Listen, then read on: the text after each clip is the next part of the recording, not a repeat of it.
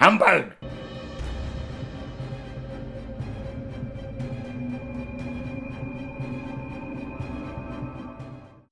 Thank you to my patrons. I really appreciate all you do to support the channel.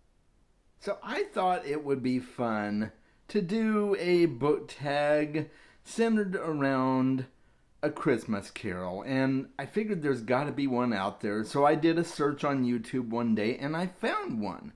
So I'm going to do that book tag for you, but I'm also going to start by doing a quick review of A Christmas Carol. I did recently read A Christmas Carol for the very first time. I absolutely loved the book. I don't know why I've never read it. I just haven't. I've only read one Dickens book in my entire life, and that's because I had to read it for school, and it wasn't great. But I always knew that A Christmas Carol would be a great book. I just never picked it up for whatever reason. And I've seen tons of adaptations of A Christmas Carol. I mentioned before how the adaptation from the 90s with George C. Scott in the role of Ebenezer Scrooge is my favorite. That still stands true to this day. But I've loved several of the adaptations that I've watched, but I've never read the book. And as I was reading the book, I was quite surprised how faithful at least most of the adaptations I've seen have been to the book, especially the one with George C. Scott. Although there were some things I was quite surprised by. So Ebenezer Scrooge's employee, Bob Cratchit, is not named early on in the book. You don't find out until well into the midway point of the book what his name actually is. Whereas in all the movies, he's, you know right up front who he is. He's Bob Cratchit. And that makes sense for a movie. You have to name the characters so that the audience knows who they are right up front and they can become invested in the characters and stuff. So I get that, but in the book that wasn't the case, and several of the characters that are usually named in the movies are not really brought up name-wise in the book. It was just a really, really great book. A lot of the things that you see in some of the movies are greatly expanded in the book. So, in most of the adaptations, they trim out some of the excess. And it was just a lot of fun. I am really impressed with the way that Dickens wrote the book. And it does kind of make me want to read other Dickens books, but I don't know if I will necessarily.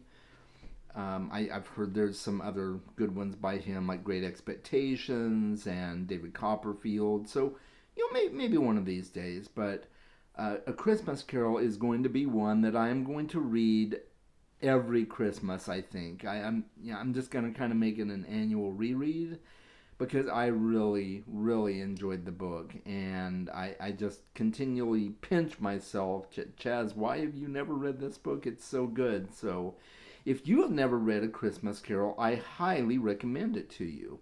So that's my little quickie review on A Christmas Carol. Just wanted to let you know my thoughts, and my favorite part about it is just a beautiful redemption story, a redemption arc for Ebenezer Scrooge. Some of it may feel a little hokey at times, and that is a warranted criticism. It does feel a little bit idealist in some ways, but it's still a really great story and I highly recommend it. So now we're going to get to the book tag portion of this, and I'm going to put on my glasses here so I can actually read these. And the original tag was created by Lauren Wade. I am going to link her channel in the description below so that you can check out her channel. And the first prompt is The Ghost of Christmas Past, a book that was a childhood favorite. And this is The Lorax by Dr. Seuss, or Theodore Geisel if you want his real name.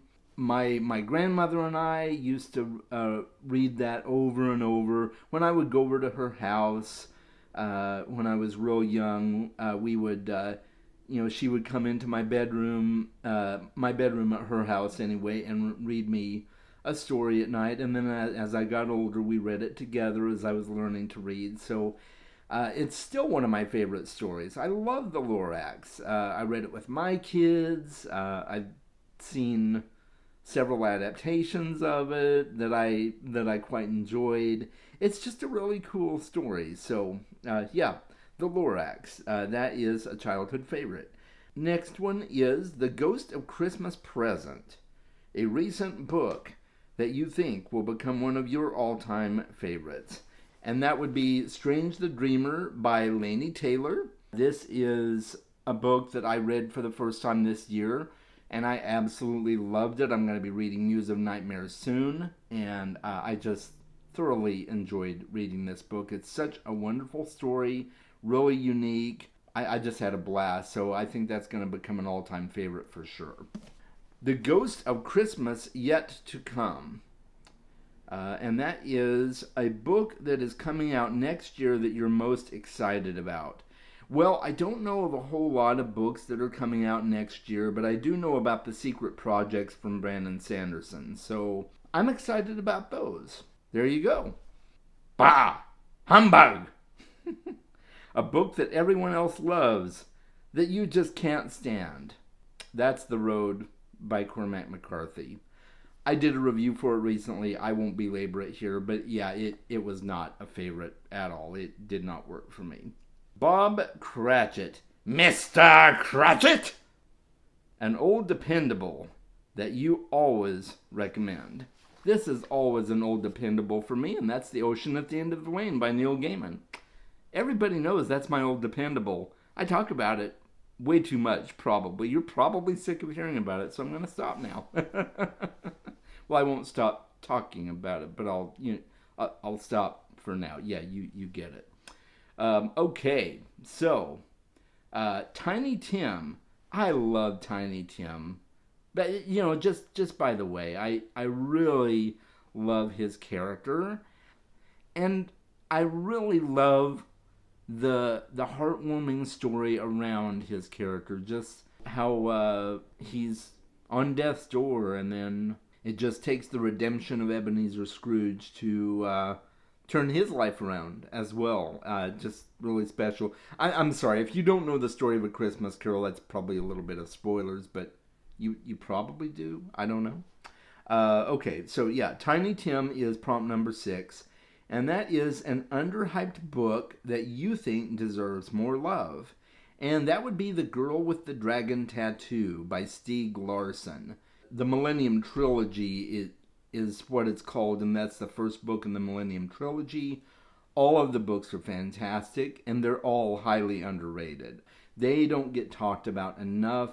They're some of my favorite thrillers. So, yeah, The Girl with the Dragon Tattoo. We'll go with that one. Today, Why It's Christmas Day is prompt number 7. What's a book that always gets you in the mood for Christmas apart from A Christmas Carol? That would be The Polar Express.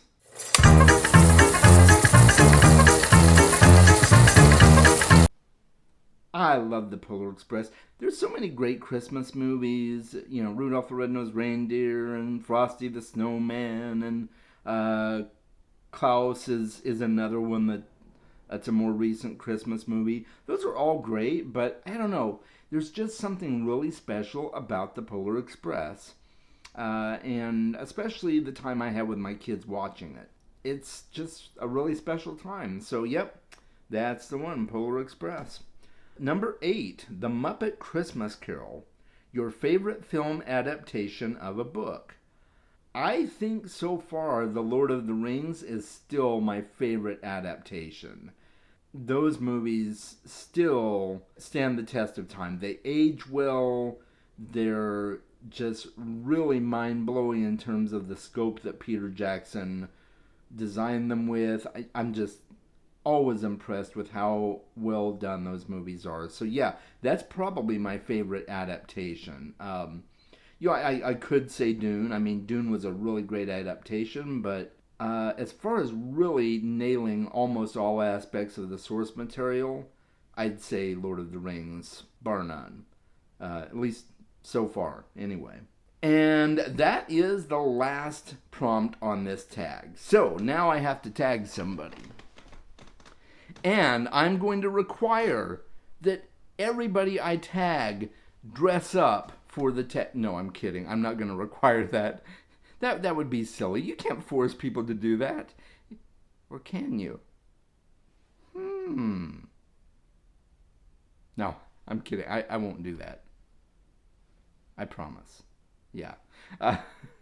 So the people I'm going to tag are my friend Mona Lisa over at Mona Lisa Reads. I am going to tag Danielle over at Bookcara. And I am going to tag Alyssa over at Into the Heart Wild. And that's the end of this tag. If you have stuck with me this long, bless your heart. I want to wish you all a wonderful holiday season. Whatever you are celebrating, I love you. I appreciate you. And as Tiny Tim would say, God bless us all, everyone.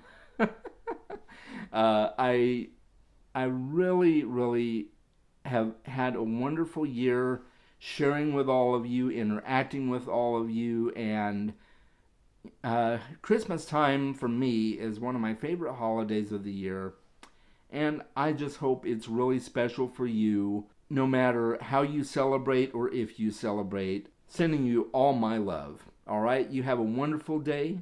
Make sure you read more books. Until next time.